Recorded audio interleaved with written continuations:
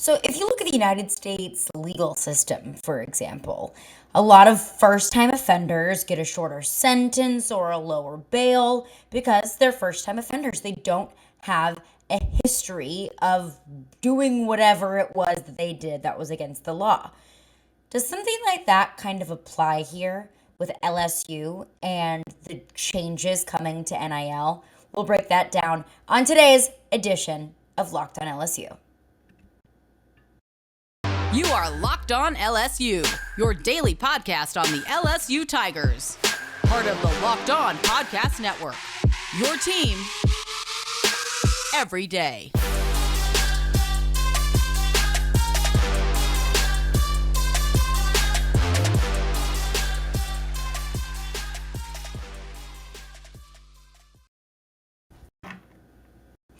Well, thank you for making Locked on LSU your first listen every day. We are free and available wherever you get your podcasts, so Spotify, iTunes, Apple Podcasts, whatever your preferred podcast platform is. You can find us there, but you can also find us on YouTube. If you're a visual learner, you can throw us up on your computer, your TV, your smartphone, whatever that might be. Just look up Locked on LSU on YouTube and make sure to hit that subscribe button so you don't miss a second of Locked on LSU content. My name is Caroline Fenton, and I'm your host as I am every single day. I'm an LSU alum, diehard LSU fan, and I now host a sports talk radio show on ESPN 1025, The Game in Nashville. You can follow me on Twitter at Caroline Fenton1, or you can follow the podcast Twitter at Locked on LSU.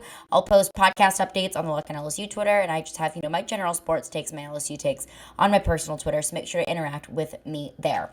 But last week, I kind of broke down an article that was put out by Ross Dellinger and some other contributors with the Sports Illustrated, kind of pointing out how the way that NIL has evolved in just a short period of time. I mean, NIL became a thing in late July and of 2021, and now we're here in May, and we're already seeing the crazy rapid changes in less than a year. I mean, we saw even just the day after NIL was ruled by unanimously by the Supreme Court that student athletes could profit off of their name, image, and likenesses. I mean, we saw the day after some contracts getting signed and some players on Instagram and Twitter posting pictures with their favorite local restaurant or food or fashion line, whatever it may be. You know the deal. It happened so quickly.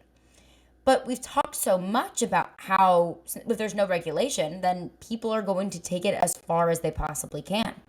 Because college coaches and boosters and athletic departments, they want their teams to win. And you win when you get the best players. And you get the best players in the age of NIL whenever you can pay those players the most money. So that's kind of evolved into, we call them collectives. And on a show last week, I mentioned how there's a collective in Texas, this group called Burn Ends, that would try and collect at least $70,000 to divvy up among some of the top tight ends in the nation to come to Texas schools. And we've seen the same kind of thing with boosters, kind of creating these groups, a fundraising group to be able to divvy out funds to try and persuade recruits to come to their schools. Now, it's not necessarily pay to play. In the age of NIL, there needs to be an exchange of a good, a service, a Twitter post, an Instagram post, a podcast appearance, whatever that might be, an endorsement of whatever it is, of some sort. There has to be an exchange there. It's not necessarily, here's a check for $1 million so you'll come to play for LSU. That's not necessarily what it is. But in this article written by Ross Dellinger and other contributors to Sports Illustrated as well, it pointed out how it's going into the direction, it's getting eerily close to pay to play. Because there were these massive contracts, these $7-8 million contracts, literally, that felt like NFL free agency for very small returns. A podcast appearance, a picture on Instagram, in exchange for $2-3 million a year. That's eerily close to pay to play. So this was last week. Fast forward to early this week, and the NCAA has ruled that money from boosters and collectives will no longer be allowed in the age of NIL. I have so many thoughts on that. And I discussed it a little bit with recruiting insider John Garcia. You can check that out on your preferred podcast platform as well as YouTube as well. I kind of talked about his thoughts on how that might affect recruiting in the future. My first question was, how can the NCAA possibly open up Pandora's box and then try and close it? How can the NCAA possibly say, hey, this is fair. This is all fair game. And then try and retroactively bring it back a little bit. And I use the word retroactive, which has also kind of hit a little bit of a trigger because the NCAA has said that they plan on retroactively looking back at some of the deals that have already been made for recruits that may have been paid through money from a collective or from a booster. And of course, NIL money, so it still technically falls under the NIL category. It's not necessarily pay to play, but of course, eerily similar. They were going to retroactively reprimand programs and recruits that may have accepted or offered money through collectives or boosters, which I think is just absolutely ridiculous. You can't just, have this kid that committed to play somewhere and, maybe the contracts have gotten involved and then and when they did it, it was okay. And then you're going to say, okay, wait, no, just kidding. Now that it's not okay, then you are going to be punished for it because it was our oversight. It was the NCAA refusing in the very early stages of NIL to not come up with a blanket plan or blanket regulations before this all just hit the states and everything kind of hit the fan and it was the wild, wild west. So that's an incredible oversight on the NCAA, which is kind of par for the course for the NCAA, creating inconsistent rules and unfair rules and trying to regulate things that really, they have no business regulating. Because I don't believe that the NCAA has business regulating something that they already have decided not to regulate. I'm totally on board with the fact that NCAA does need some sort of standardization, that leaving it up to the states is an absolute mess. And you're going to come down with more messes in the future, the further and further this goes. I mean, we've seen how far this can go in less than a year, in 10 months or so. What is it going to be like 5-10 years down the road? So I'm on board for some sort of regulation, but it's so unfair of the NCAA to open up Pandora's box and try and close it again and bring everything back in.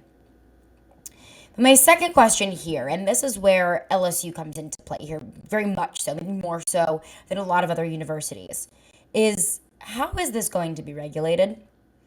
How can the NCAA view an NIL deal and be the judges of exactly where that money is coming from, or how that deal was negotiated, or what the goods, service, name, image, and likeness service is being exchanged in return? This feels almost impossible to regulate to me. I mean, you look at other NCAA rules. Let's say in the past, whenever NIL wasn't allowed, you can look at bank statements and phone calls, FBI wiretaps. We unfortunately know that very well. And you can find evidence, tangible evidence of, a player's parent or sibling or significant other receiving money or receiving a job or receiving an improper benefit in exchange for that player playing there. Simple as that. But this is so difficult to prove and so difficult to regulate. And now that it's already out there, I'm afraid that you can't bring it back in. But now that there is added regulation, one, what is the punishment going to be? And two, what is that regulation going to look like? And three, how worried are you of the NCAA sanctions that may or may not be coming on LSU's way? How can this regulation of NIL affect LSU more so than maybe some other teams in the conference that aren't potentially facing these NCAA sanctions coming down the pipe? Well, summer is coming, and with summer, you're going to need some food on the go. Built Bars are the perfect snack to take with you on family vacations. You can throw them in your bags if you're going to the pool, if you're going out for the day. Throw them in your kids' backpacks. You can make sure that everyone has a Built Bar so you are fueled for all of your summer adventures. And the best part about Built Bars is that they're healthy and delicious. You do not need to sacrifice delicious tasting food. And if you have a sweet tooth like I do, you don't need to sacrifice that for your health. With Built Bar, you can have both. You can have delicious food and you can also be good to yourself as well. It's super easy. All you got to do is go to built.com and order now. All Built Bars and Puffs. Puffs are the first ever protein infused marshmallow. They are covered in 100% real chocolate. So that means with Built Bar, you can eat healthy and actually enjoy doing it. So ditch your candy bars and get a Built Bar or a Puff instead. The Puffs are absolutely delicious. They come in crazy flavors. They've got banana cream pie, which is my personal favorite. Actually had one of those for breakfast this morning. They even have churro as well. I mean, who doesn't want a protein bar that tastes like a churro? And they're only 140 calories, so sign me up for that. If that's not a flavor for you, though, then you might want to try the mixed box. The mixed box comes with 12 different flavors of bars and puffs. So when I was first trying out Built Bars, I got the mixed box because I just wanted to figure out which flavors I liked, which one was good, which maybe wasn't my absolute favorite. So if you are just getting onto the Built Bar train, first of all, welcome. And second of all, try out a mixed box. Built Bar makes sure that there is something for everyone. So you want to know what my favorite flavor is. I love the banana cream pie, but cherry barcia is another one of my absolute favorites. It is so packed full of flavor. It is delicious and it's good for you as well. So go to Built.com to get all of your favorites. They've got banana cream pie, like my favorite, and also cherry barcia, raspberry double chocolate, and so many more. They're all delicious, and new flavors are coming out all the time. So check them out at Built.com. So go to Built.com and use promo code LOCKED15, LOCKED15, one word, and get 15% off your order. Use promo code LOCKED15 for 15% off at Built.com. Thank you for making Locked On LSU your first listen every day. Now make sure to go check out Locked On NBA Big Board. Host Rafael Barlow from NBA Draft and Junkies and author of the NBA Big Board newsletter is joined by Richard Stamen, Sam Ferris, and Leith Doolan, giving you, all of you fans, an in-depth look at the NBA Draft, the mock draft, player rankings, and of course, Big Boards. It's free and available wherever you get your podcasts. So like I mentioned in the beginning, in the United States legal system, for example, if it's your first offense, then you probably get off a little bit easier. If you've done this before, if you've done it twice before, if you've done it 3 times before, you're probably 1, under a microscope, and 2, not going to get the benefit of the doubt. You are not going to get that easy sentence. And I think about these changes being proposed by the NCAA to NIL to say that, okay, well, boosters and these collectives, they can't be involved within the recruiting process, which means that they cannot be involved in offering money to recruits in order to come to their school, whether that's for NIL or not. Boosters and collectives cannot be involved in that. And they are going to retroactively punish both schools and players if they were involved in a collective or if a booster was involved in their recruitment. And I look at LSU, who is not a first-time offender of NCAA violations, especially when it comes to paying players. Will Wade was fired because of doing exactly that, paying players, offering money to family members and significant others. We look at the LSU football program, who is also under investigation for Odell Beckham Jr. giving out cash after the national championship. LSU is under a microscope for paying their players. So I look at these new changes with NIL and seeing that they are going to retroactively punish players and institutions, which first of all, I mean, I don't know how many times I can say it. That's so unfair and so ridiculous and so unnecessary. But I mean, this is the NCAA, so if the shoe fits. It does concern me because, I mean, LSU is currently under a microscope and will continue to be.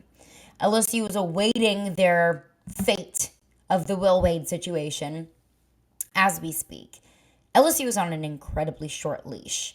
And I fear that if all of these changes are instituted, and really not if, but when, if they find that a booster or a pay-to-play transaction happened with an LSU recruit before all of this came out, it really makes me worry about how intense the sanctions may be. Will that be included in this current set of sanctions? Will this be, just adding LSU under even more of a microscope moving forward?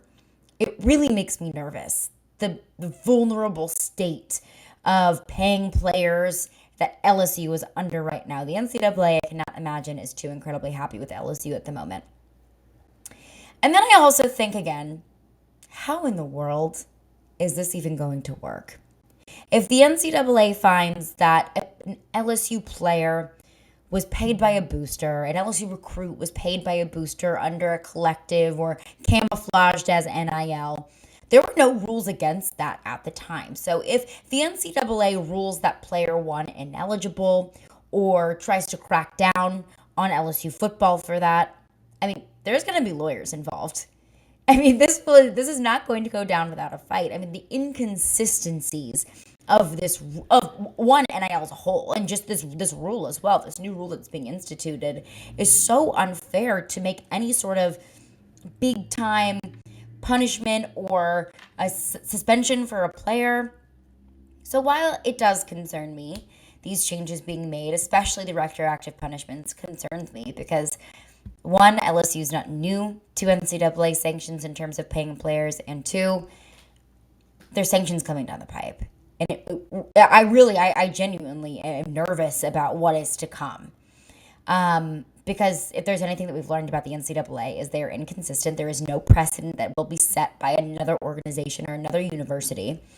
Do I think that it could be nothing? Maybe. Do I think it could be a big old something? Yeah, also that too. That's the crazy thing about the NCAA is that there's no blueprint, so to say. It's not black and white. It is incredibly gray.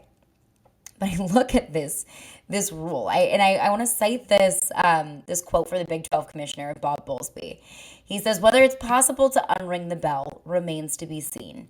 It seems to me that we would have infinitely better off had we gone ahead and implemented the guardrails, meaning NIL's already out there. We've already done this. It's been established for almost a year. You can't just undo what you did.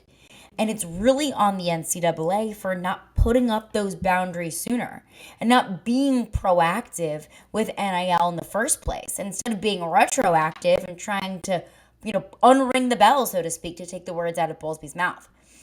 So while it does concern me, while these new changes, I think would concern really any college football program or any college sporting program, it's not just football, it definitely rings more true for LSU, just looking at what they have facing them in terms of Will Wade, the Odell Beckham Jr. situation, the Arleta of the Lake situation, the wire transfers, so on and so forth. We're all familiar with what's going on with LSU athletics at the moment. So while it concerns me, while I'm nervous about what could or could not be dug up over what has happened in Baton Rouge over the past 10 months, I'm also not really that concerned because I don't think that the NCAA is going to be able to institute any of these punishments without a fight, without some sort of legal fight, without some sort of pushback. I mean, you heard that from a Big 12 commissioner. It seems very against what the NCAA is doing, trying to right the quote-unquote wrongs. So I don't think that this will be passed unanimously with flying colors and everyone is just going to accept the punishment that they're given. But it is going to be interesting to see the way that the NCAA tries to retroactively implement the regulation, I guess is the right word, just about 10 months, 11 months, a year too late.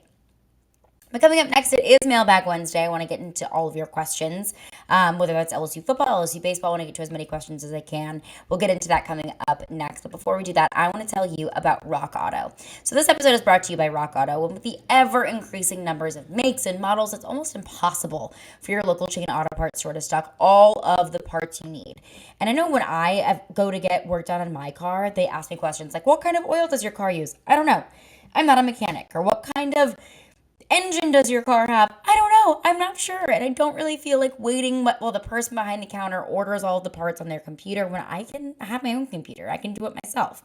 I have access to rockauto.com at home and in my pocket, and so do you. So save yourself some time, save yourself some money, and go to rockauto.com instead. I mean, at an auto parts store, a chain store, or a car dealership, they could upcharge you 30%, 50%, even 100% for the exact same parts that you could get at Rock Auto. For example, if you have a Honda Odyssey, a fuel pump from your regular chain store could be around $350, but it's only $215.16 from Rock Auto, so huge savings there.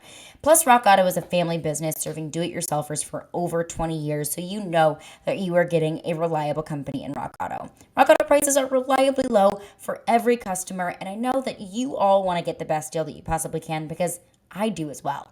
So go to rockauto.com right now and see all the parts available for your car or truck. Write Locked On in their How Did You Hear About Us box so they know that we sent you. Amazing selection, reliably low prices, all the parts your car will ever need. rockauto.com.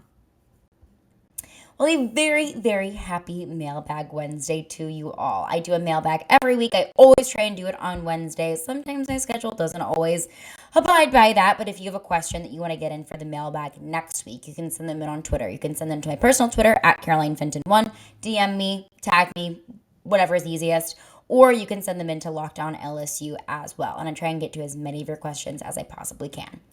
First and foremost, Dan asked the question, how much do you think the new NIL changes will change recruiting or college football as a whole? And I chose this question just because it kind of goes along with the whole theme of not just today's episode, but our episode yesterday with John Garcia, recruiting insider with SportsIllustrated.com. If you haven't checked it out, I highly recommend it. He has wonderful insight on recruits and transfer portal, but also we have a discussion about NIL as well. And I asked him this exact question. I said, how do you think this will affect recruiting? He said, really, maybe not that much at all. And that really just depends on the NCAA's response to it. If they do crack down on some of the retroactive punishments and they look at some collectives that have paid college football players that have already committed, then maybe that'll change it. Maybe you'll see an influx of players in the transfer portal, or maybe you may see players try and, kind of steer away. We've talked about Texas A&M so much. There's so much money from some of their boosters. So maybe you may see some players decide to go to LSU, Alabama, Florida, schools other than Texas A&M. But I really don't know how much this changes things as a whole. I've always asked the question of, will this make the big schools bigger, or will this give smaller schools better opportunities at some other players because they have the opportunity to give them NIL deals, large NIL deals that maybe some other schools wouldn't? And I really do think at the bottom of my heart, I think there might be extenuating circumstances.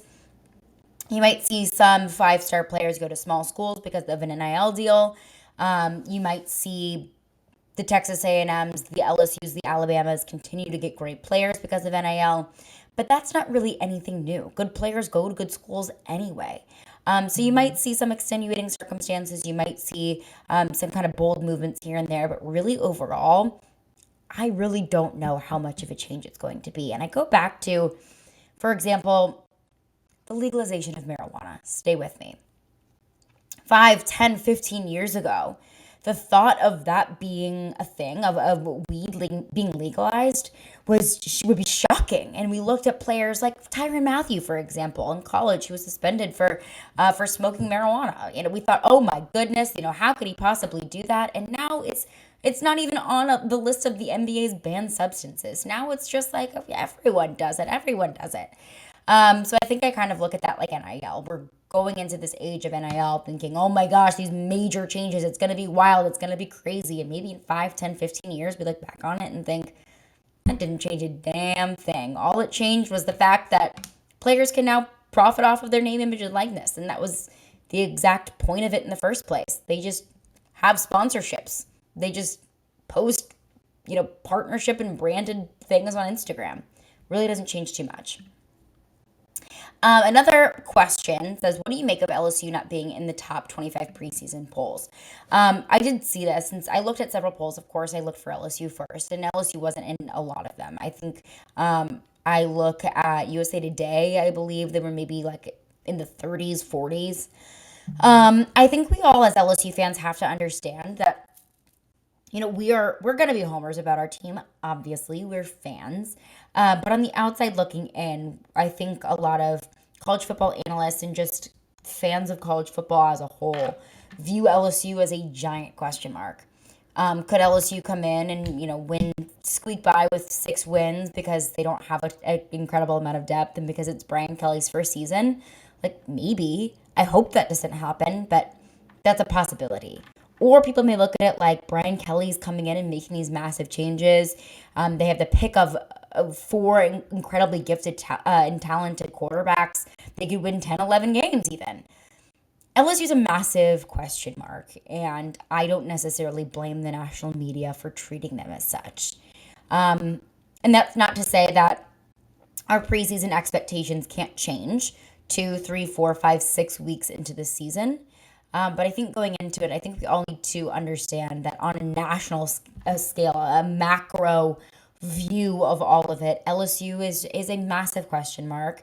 Not a lot of people know necessarily where to pinpoint them. And I think that's fair when there are a lot of other teams, not just in the SEC, but in the country as a whole, that feel like constants, that have returning quarterbacks, returning head coaches, solid recruiting classes with a record, a head coach record to match and to show for it. So I don't make much of it because I don't think that we should put too much stock into preseason expectations. I want to start putting stock into, let's look at week 1, let's evaluate after week 1, and let's readjust our expectations from there. Because preseason polls, yes, it fills the void of college football, the college football hole that we all have right now and that we all will have until September. But I'm not going to put too much stock into it. But that is going to do it for me today. I appreciate you for making Locked On LSU your first listen every day. Now make your second listen Locked On SEC. You'll get all of your daily SEC news in less than 30 minutes with SEC expert Chris Gordy. It is free and available wherever you get your podcasts.